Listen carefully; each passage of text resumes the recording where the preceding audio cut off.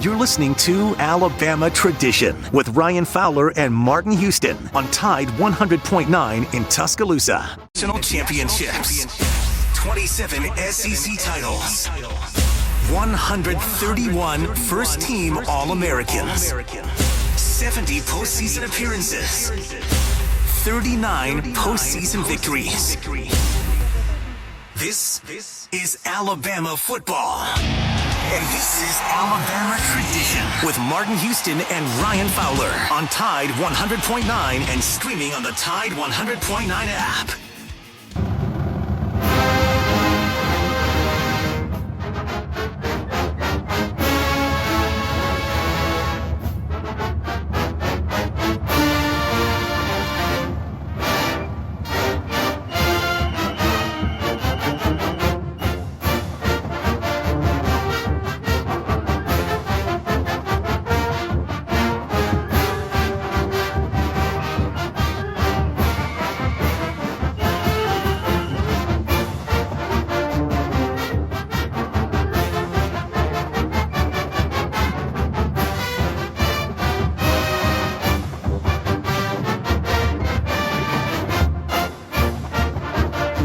So we welcome you into Alabama Tradition as we talk about the Alabama Crimson Tide football. Martin Houston going to be joining me here in just a couple of minutes. A lot of things to talk about on the world of sports when you look at it involving the University of Alabama. We've had a great conversation. I know if you just tuned in to the game, we were talking about worst stadium experience, and I thought the conversation when you look at Ole Miss, I didn't realize. I mean, Ole Miss has only beat Alabama 10 times in the history of this big rivalry. When you look at Ole Miss and Alabama, they're teeing off against those guys. Well, when you look at the University of Alabama, it's obviously they're bothered when you lose to Ole Miss. So that was a big part of the conversation. When you look at it, we went from 1988 to I didn't even write down all the numbers of Ole Miss, but it was just tons of numbers. 2014 came up right there in the end from Karen. When you look at losing Ole Miss, I guess the expectations of never losing to the folks from Oxford, Mississippi. So that'll be a part of what things that we'll dive into.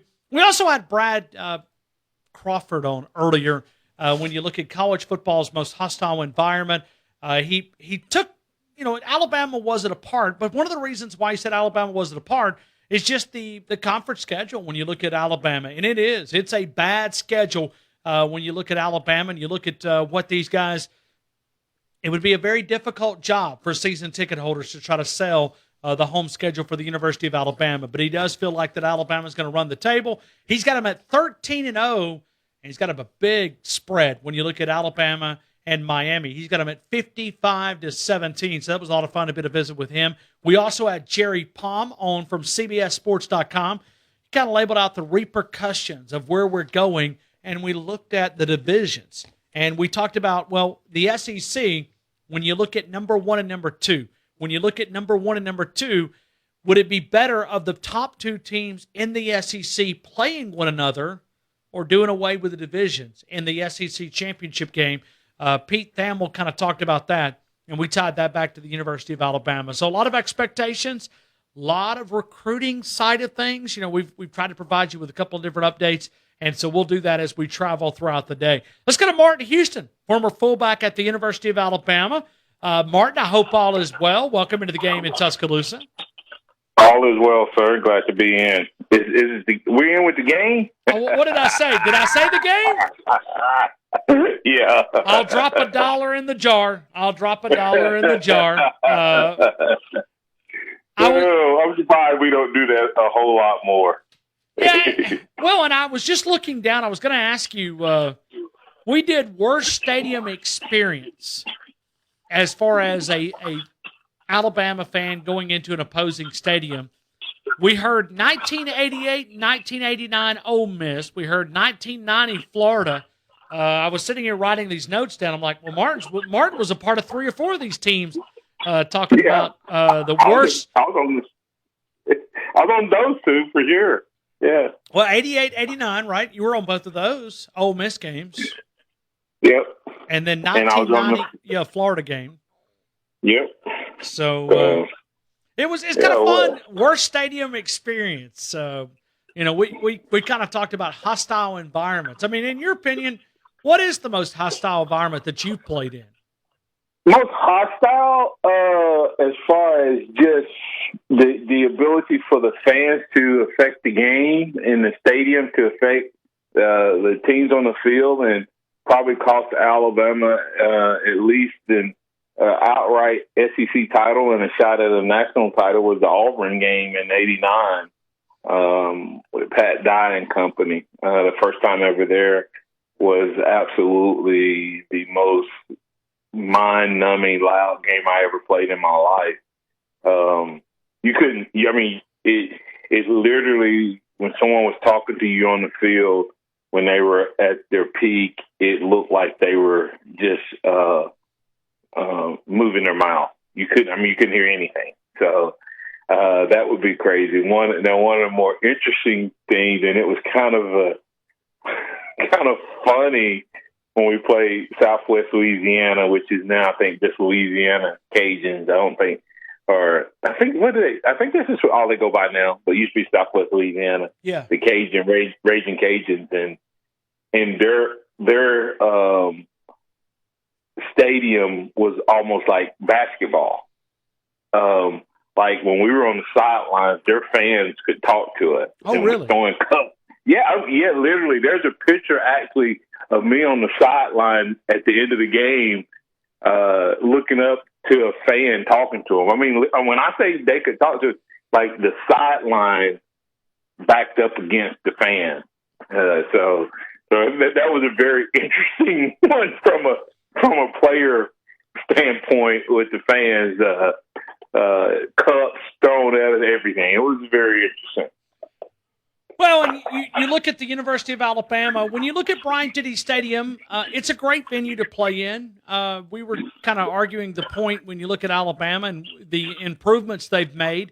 Alabama's won 54 out of the last 56 games inside Bryant-Denny Stadium, Nick Saban's home record. And, if you go back to 1929, Alabama has a 83%. Now, listen, they played some in Legion Field, so I know that's kind of skewing. But inside Bryant-Denny Stadium, 83% of the time, Alabama wins. So they defend the home turf pretty easy. Yeah, well, what's interesting, Ryan, is Alabama fans have gotten better because of Nick Saban. But Alabama was not a home field advantage in Tuscaloosa per se from a crowd standpoint when I was playing. Only because we had more fans, but from it being just a rowdy, fans loud, cheering at the right time, all of those, a lot of that didn't happen. And part of that was the Greek system. I mean, it used to pee us off, man, when we were coming along during the era of the wave, and there was huge blocks of the stadium that were the Greeks. And it'd be, you hear the noise and it goes silent. And then the noise would pick back up. And so it was back then, players, and most of them will agree, it was fun. It was more fun to play in Birmingham and on the road than it was to play in Bryant-Denny. So, really? I mean, really? Yeah, Oh yeah. It was. I don't remember. I still don't, to a huge degree, considering how good we really are. What's our reputation as a stadium, other than our players on the field? What's our reputation from a fan standpoint or a rowdy standpoint? It's not, is it? Leaving at halftime? I mean, it's. I mean, maybe we're too good to have a rowdy fan. Well, because we're. Somebody texted me and told me I was taking a shot at the folks between the 20s. They like to sit on their hands sometimes. I said, yeah, we sit on our hands because we're too tired yelling after the 49 points that's been scored. But I'm not saying the Bama fans now are better than they were when we were. I mean, when I say better, I think it's just so many more seats there. It's a louder stadium. I do think it probably is more engaged, even than it was. But now understand, when we played on the road, when we played in Birmingham, that was Bama fans too. I'm not talking about the other team's fans were better when we went on that. I'm saying that when you went on when we were in Birmingham, it was I guess it was they just appreciated it, that it wasn't just, hey, let's fill a stadium with the dieharders and Greek and local. When you went to Birmingham, those fans wanted to be there. They traveled there.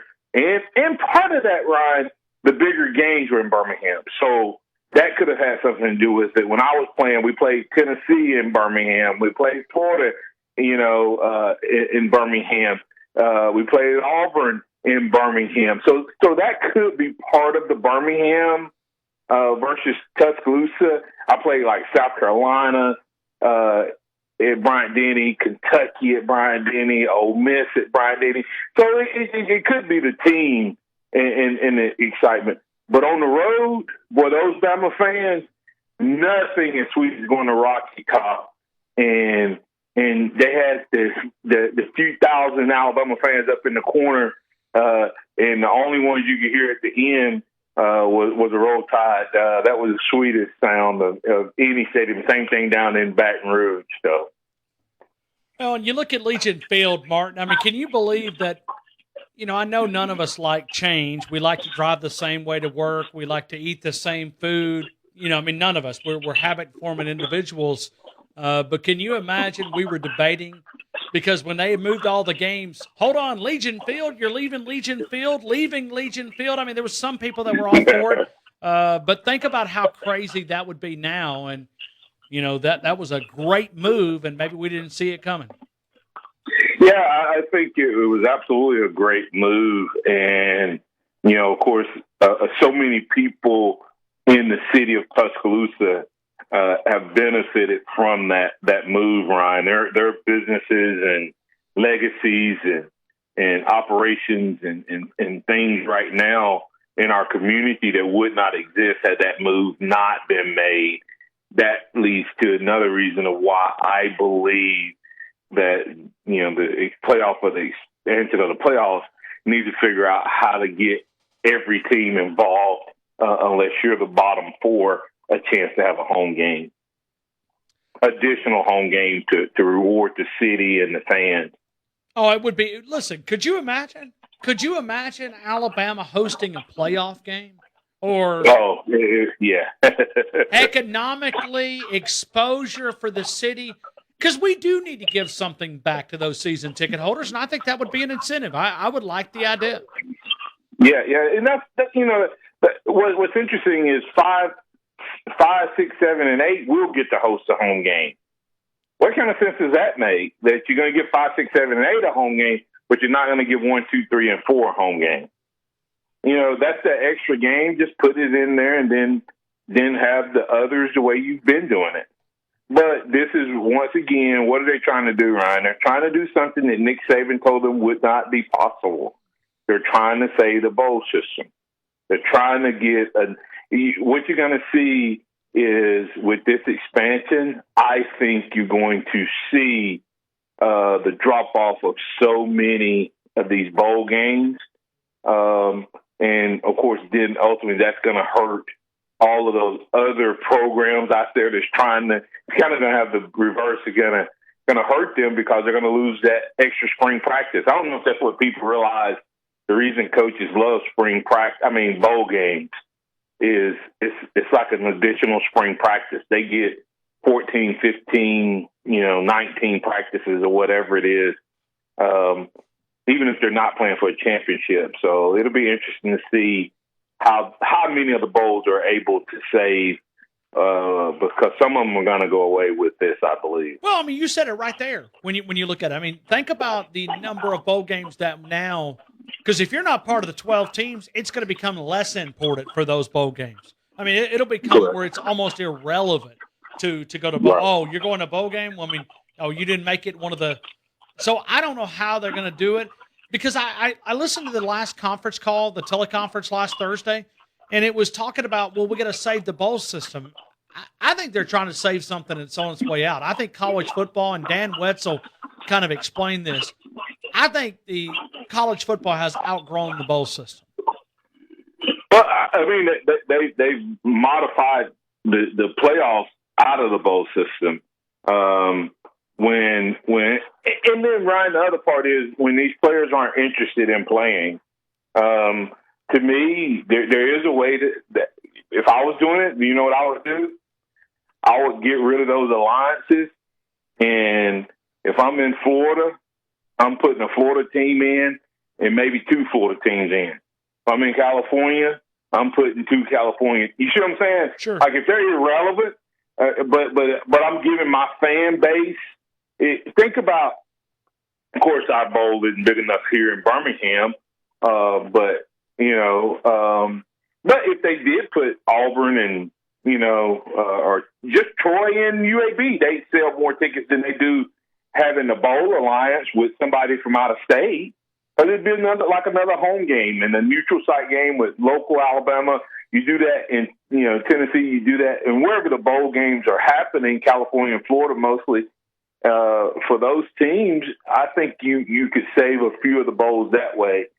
Same thing in Texas, but I don't know.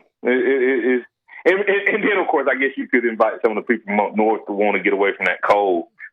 Well, and could you imagine for us having to go up there one time? I mean, like that. I mean, say if we get on the flip side and you lose the SEC championship game and you get kind of thrown in what I'm kind of calling the losers bracket, you may have to make a trip to Wisconsin in January. Oh, you're 9, 10, 11, and 12, and you have to go play Michigan or Ohio State up there in the playoffs. All of a sudden, those teams have a distinct advantage over some of the Southern teams because the players just aren't used to it. And it's different. It is different playing in cold.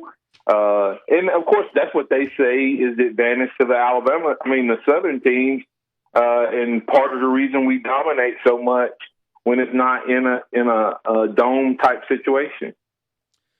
Well, and some of the arguments have been, this week as far as engaging and growing the sport. And I'm all about growing the sport, but I just don't feel like that, okay, you don't earn a spot.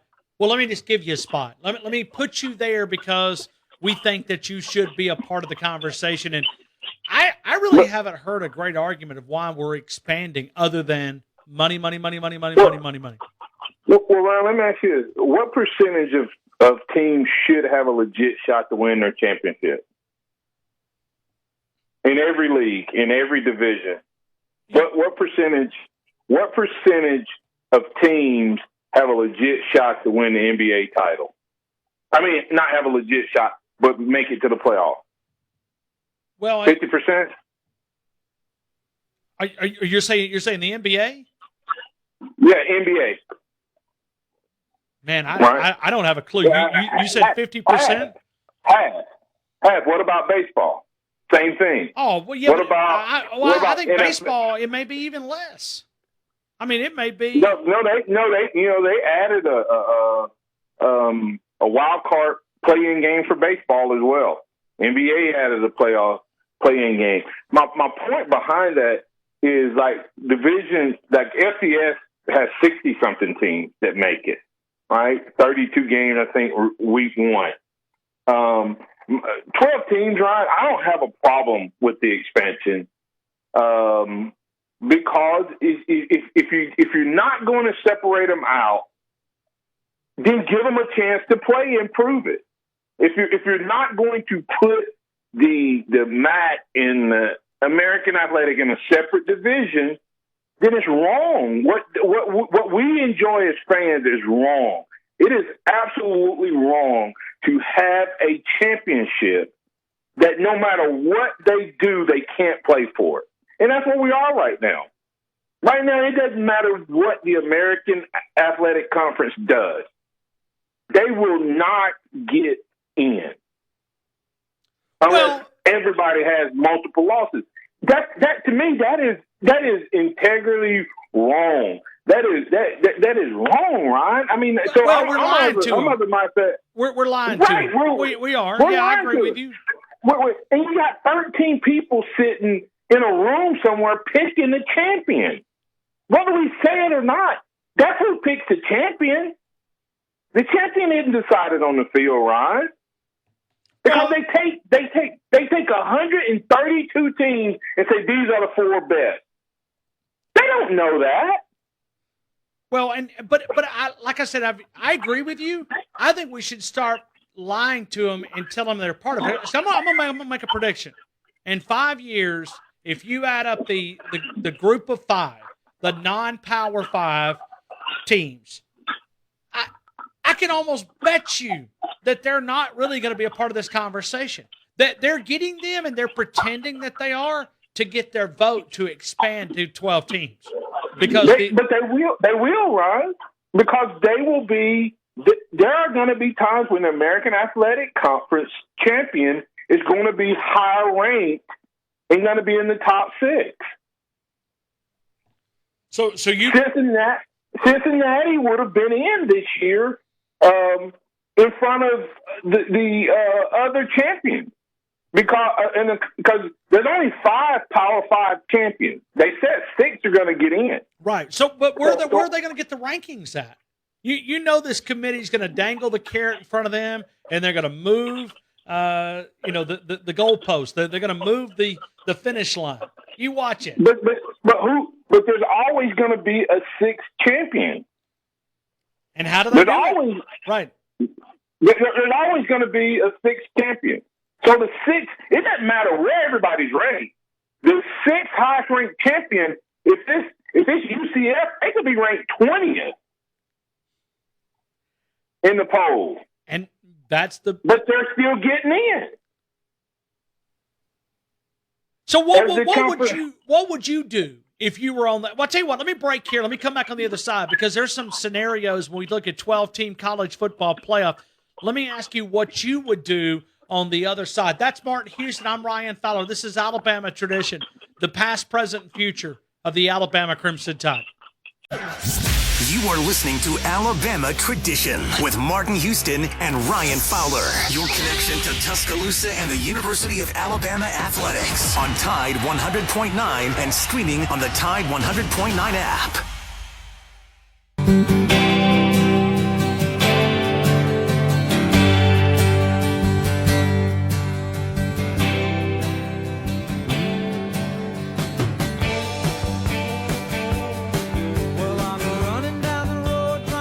All right, so let's go to Martin Houston as we'll continue this conversation. Alabama Tradition, the past, present, future of the Alabama Crimson Tide. But, Martin, you're a member of the media. You do a radio show here on Tide 100.9. You're a former player. If you were looking at inside college football and you were asked to be the criteria, how they should decide this, what would you do? How would you select the teams? Yeah, all the conference champions from the Power 5 would be there. Period. Okay. But I would tell the other guys that they're just there may be one at large, but I wouldn't put them in necessarily as a conference champion.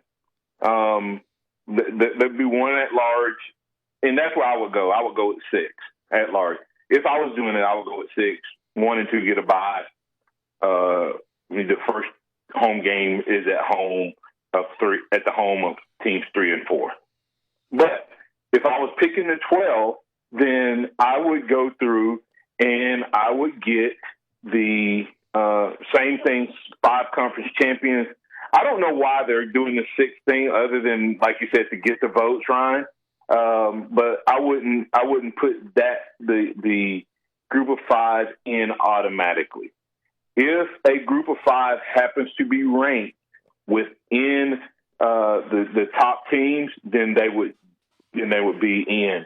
Then I would look within the conference. The teams playing in the conference championship, and this is where it's going to get kind of sketchy, Ryan. If you're going to still have the conference champions, does the conference champions play each other? You know, I mean, like the division champs play each other. And then if one loses, but there's another team behind that champion, do they get in, or do you take somebody from the same division? And that's the part that's going to be fun. I would pick the best teams since we don't have we don't have enough inter-squad mixing or inter-conference mixing with the games. I would pick my 5 conference champions, and then I would pick 7 of the best remaining teams. Martin, Pete Thamel also tweeted out earlier today that he thinks that the biggest thing that is going to have to be changed, because let's say that we put in an automatic bid for the Pac-12, and we'll pick on those guys since we do often with the way they play football out there. But let's say that you've got a team from the South with this number, and then you've got a Oregon team that, let's say they have 11 wins out of the 12 regular season games. They're 11-1. And you say, okay, well, Oregon would be a good team to put in this playoff, but let's say they get upset in the Pac-12 championship game, or you could say the same for the SEC. Alabama's running the table, but they get upset. Pete Thamel thinks that the divisions is going to have to be something that's going to be talked about, of maybe no longer doing divisions in your conference championship and taking the 2 best teams, which would give you a little bit of wiggle room that you might not put a 7-5 team that just happens to win the other side of the division and then give them a chance to play. But if they win the conference championship, they're in. You're saying don't have the conference championship? No. Have the conference champion, but actually put the best 2 teams in that conference in the championship. So regardless if they're in the West or the East or the South or the North, right, if they're the best 2 teams ranked, put them in the championship. Just like basketball does now. Right. Yeah. No, really. And to me, I like that. I would have a problem with, having some of the rivalries and having some of the division for travel and expense and all of that. But when it comes to the championship game, you're taking the 2 best teams with the best record. I would have zero issue with those 2 teams playing, and I wouldn't have an issue with necessarily both of those 2 teams ending up making it into the playoffs. In a scenario where, say, Nick Saban's second year, 2008, if that was a scenario that played out and Alabama and Florida lost, I would have zero issues with Florida going in as the best team, but Alabama would only fall to, from in that scenario, they were number 1, right? Florida was number 2. Florida upsets Alabama. Alabama falls to what, 5 or 6? Sure. Yeah, not so they wouldn't fall far. Max, that's how far they would fall. But because they wouldn't be a conference champion, the highest they would be ranked is 5. And I would have zero problem with that. Think about that, Ryan. If you had that scenario, Alabama will be playing a home game the next week or 2 weeks later at Bryant-Denny, being mad at Florida. Who wouldn't want to go see that team play? Right. You know what I'm saying? Yeah. So, I like that scenario. Well, and you might even have to play a team. I mean, how crazy it would be, but you may have to play a team 3 times. I mean, let's say if it's an Alabama and LSU in the SEC championship game, you may meet them in the regular season, the conference championship, and you may see them again in the college football playoffs, because if they're that deserving to be in the conference championship, they may be one of the at-large bids. And you know what, Ryan? Well, bring it on, right? Sure. I mean, we talk about how hard it is to beat a team twice. How hard would it be to beat a team 3 times? Well, I mean, who would you say has been Alabama's arch nemesis that you wouldn't want to watch multiple times? Well, I mean, are you asking me for a team? Okay, right. Look at it. Your Alabama lost to Auburn, okay? When they were 12-0. I mean, 11-0, whatever it was. Yeah.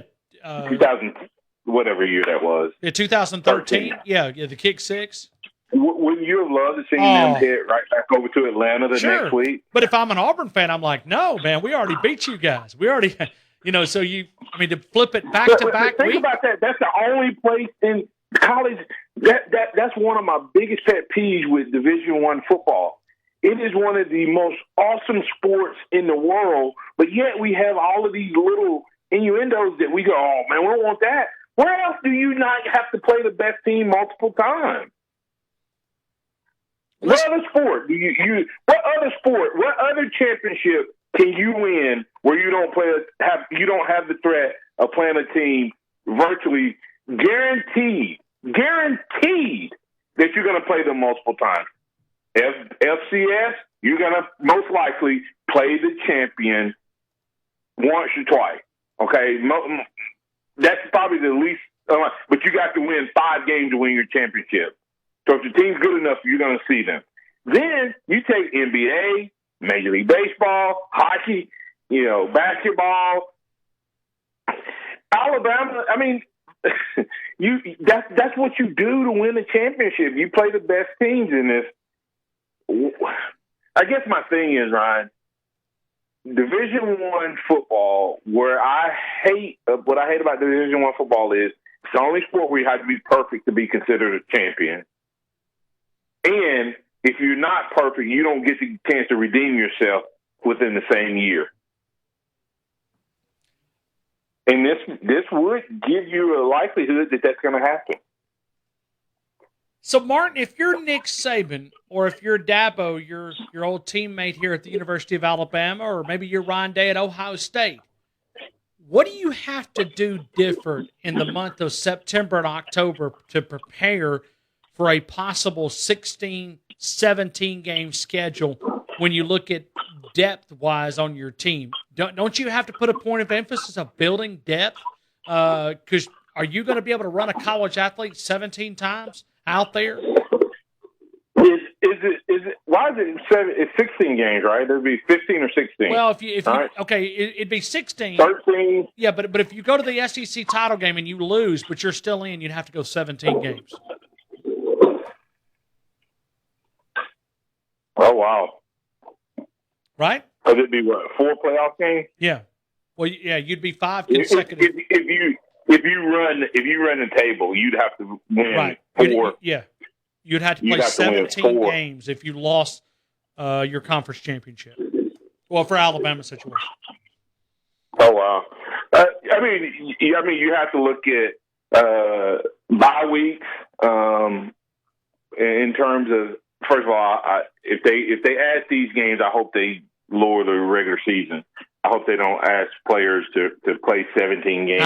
Come on, Mark. You know they're not, man. They're money hungry, man. They're doing it for the money. But if they're not going to do that, then bye week, I think you could see the season start a little earlier, which is going to make it. You kind of go, well, isn't that worse? Not necessarily. Nick Saban believes in giving off, recoup time. I think you'll see that. I think you'll see them build in, some the way they practice in terms of length of practice. I wouldn't give up my, a lot of people are like, I'm going to give up my pads. I still think you have to I think you have to practice the way you play. I don't think you can become a good tackling team late into December and January if you stop hitting in September. But you can lessen the length, the practice days, do more stuff where it's visual learning. But it'll be tough. Well, but that's why, like I said, I wasn't necessarily a fan of going to 12 teams, but I'm okay with everybody that plays having a legit shot. Well, let me ask you about your position, because to me, the running back just takes a beating. And I know you give out some beatings too, but you're on the collision side of a lot of those. And you look at a running back, you almost wonder if Nick Saban is going to have to, and maybe that's what he's doing with gearing up. We're recruiting all these backs, trying to get ready for this 12-team playoff. Because I still think they'll implement it quicker than what they're saying. They're saying 2025, 2024. I bet you $1 that they will do it not this year, but the following year they'll put it in, because if they're desperate for money, they need it now. Yeah, and the other part, Ryan, is when are they going to give them more scholarships? They're not. Because I've asked that question. They're not even talking about that conversation. Well, I mean, not trying to be fun. Part of the reason they can't have that conversation is because of Title IX. They'd have to find somewhere else on the other side to bump up the numbers, I guess. So, well, and the other schools don't have the money. I mean, so you had 5 scholarships, and it's $100,000 scholarship, and you have to pay the cost of attendance. Some of these other schools don't have that extra money, is what I've been told. But I mean, well, and I guess that when you look at it, Ryan, it's really probably about 20 to 25 of the teams legitimately year in and year out that will benefit from the extra games. I mean, when you really think about it, how many teams are actually going to get that additional money? Sure. Of the 4 games. So that's going to be the hard sell too.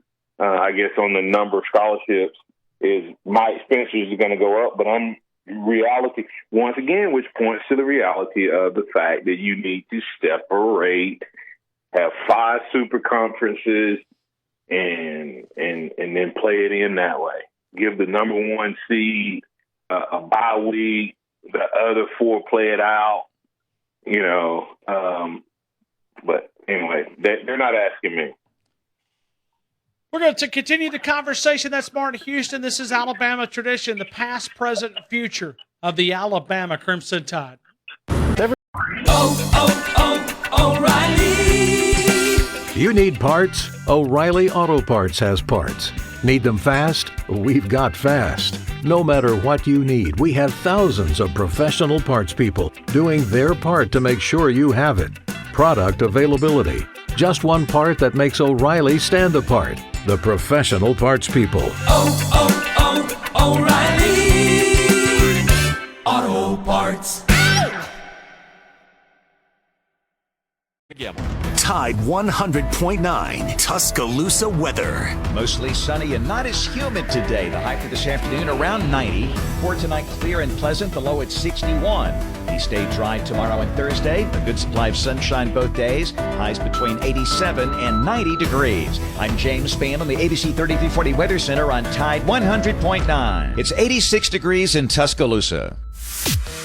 The host of the game, Ryan Fowler, and the host of the Martin Houston Show, Martin Houston, have combined to offer a show filled with in-depth analysis of Alabama football and more. Alabama Tradition broadcasts live on Tide 100.9 every Tuesday from 6 to 7 p.m. and is available live and on playback on numerous affiliates around the Southeast. Check out alabamatradition.com for a list of affiliates, as well as other great content.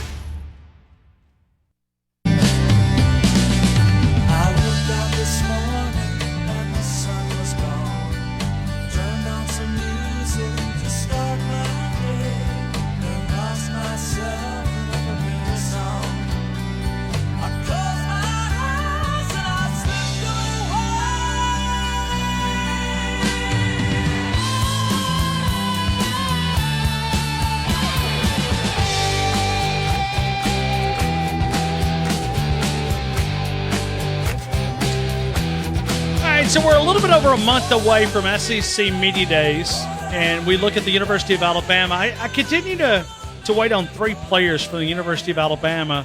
Now, I would love to see them take one of these coordinators because, I've always been for that. Maybe it's Sark, maybe it's Lane Kiffin in the past, but Bill O'Brien, Doug Marrone, Pete Golding. I've always thought it would be kind of cool to take an offensive coordinator or defensive coordinator. But when you look at players, that's still going to stay the same. I assume that they'll take 3 to Birmingham. It'll be Hoover. Brian Robinson has been a topic of conversation and trying to place more responsibility on him to maybe take that leadership role and make him, because I can't think of another offensive guy that you'll take to Hoover when you look at the offensive line. On return 3 starters, Evan Neal, Emil Ekiyor, and Chris Owens. Chris Owens could be a guy. You don't have any wide receivers, no quarterbacks, but you want to hear from the skill guys. Nobody wants to hear from the offensive linemen, right?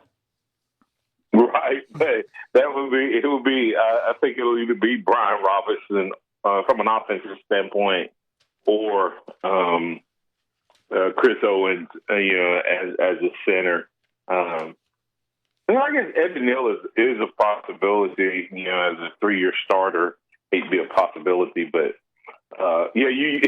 there's not a whole lot of glamour and excitement around bringing an offensive lineman unless they have the personality of a Landon Dickerson. But tell you a neat story, Ron. I was at a conference the last couple of days, and I know I'm sidebarring a little bit, but you're fine. Dr. Elko was talking. Oh, very cool. And he was talking about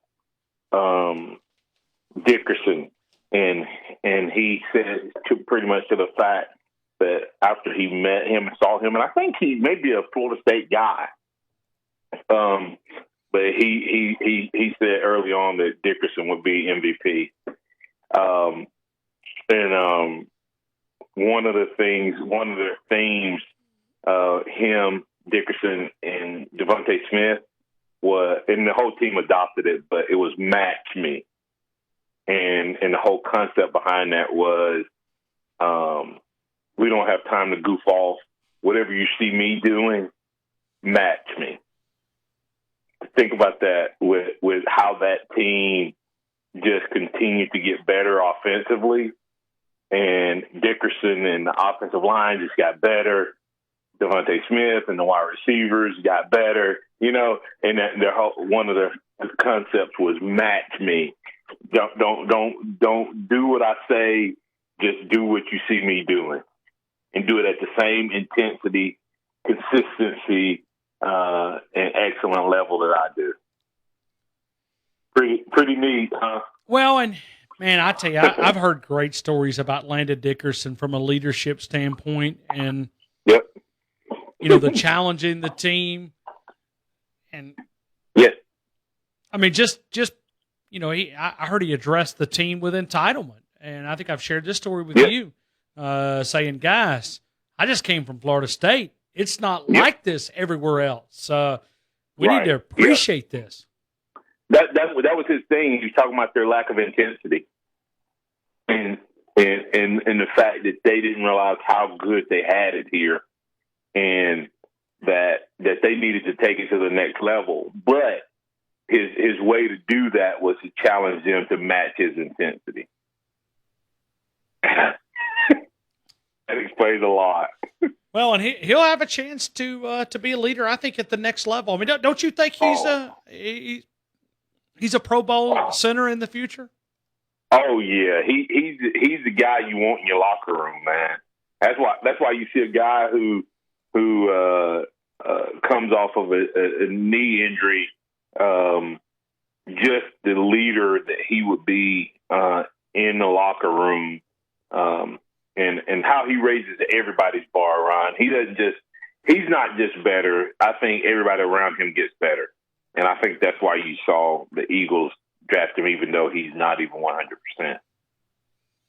Well, and you see this, and, we were talking about it with Tennessee Titans, with Julio Jones, Derrick Henry, and listening to their coach and their organization talk about just the trust of going with that Alabama culture. Because Nick Saban tests you in so many different ways. He wants you to be a leader first. And, well, I mean, you got to be a player to be a leader. I mean, they're not going to listen to a guy that, is sitting over here that's not a key player, but that you can build your team around that Alabama culture. Yeah, an interesting thing about that culture, Ryan, is you do have to be a player if the coach is going to put you out there. But remember one of the things that Stallings did as well? He put all the seniors on the leadership team because he felt like if you had been here 4 years or 5 years, you had earned your stripes. And so that was a little different. And that was a true statement because there was guys who didn't play a lot, but they knew what the culture was. And they knew how to protect the culture, and they knew how to weed out the naysayers. So when you get both of those guys who because sometimes, Ryan, that entitlement can happen because you only highlight the superstars. But when you highlight the guy who's been there week in and week out, day in and day out, and they're not going to play, but they're still just as bought in, it does something to the guys who feel entitled when they see the other guy over there working just as hard, who's not going to get to play on Saturday.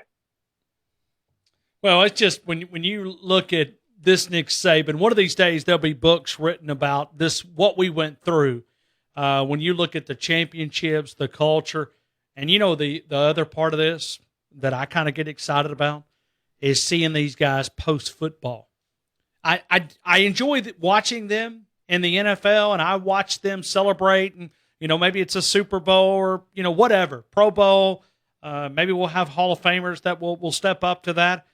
But I also look kind of past football to see what type of roles they take outside of football. Maybe it's in coaching. Maybe that's that next step. But I think we're going to see some pretty cool things from a lot of these guys because they've studied under one of the greatest leaders this world's ever seen. Yeah, I think without a doubt I call it transferable skills, Ryan. And football to me is one of the greatest sports that teaches life in general. Even a bad coach can teach life lessons through football because it's the ups and the downs.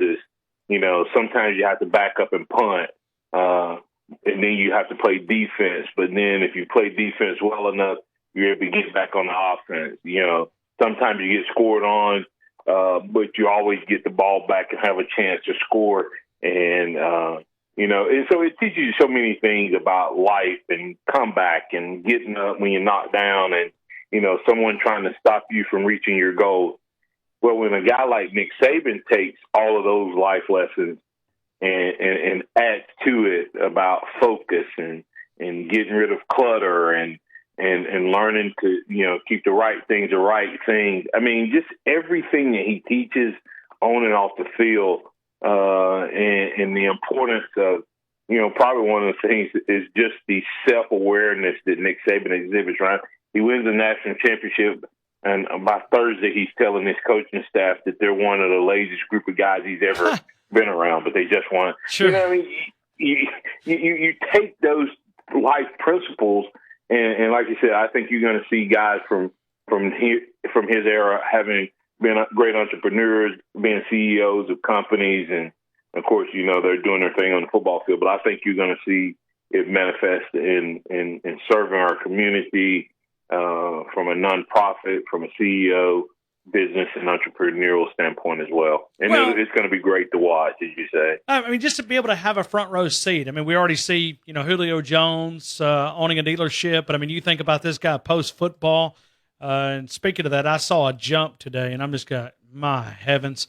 I mean, the off-the-chart skills. And I'm kind of excited of what he's able to do to Derrick Henry up at Tennessee because those two on the field and the publicity that Alabama will get from that, you kind of get excited. I mean, I don't pull for too many things from Tennessee, but I might be pulling for the Titans. Yeah, Ron, we're kind of going all over the place, but yeah. I love that. The Julio Jones to the Titans, I asked on my show last week, does he join the elite company? I think it was Van Buren or something like that in the 40s, Jim Brown, Emmitt Smith, as the guys who have 3 consecutive rushing titles. Some people are saying, well, he's gonna lose carries. He might lose carries, but I guarantee you his average per carry goes up because he's never had a receiver that blocks the way Julio blocks. Oh, great point. Never thought about that. Oh my God, Ryan! I mean, think about how many times Julio. You saw Julio pancaking or driving a DB as Mark Ingram went down the field. In his season, in that run. I mean, it's just it's a game changer, and all of a sudden where he has this 10-yard run, now it's a 25-yard run. So it's going to be interesting to watch. And pick your poison, right?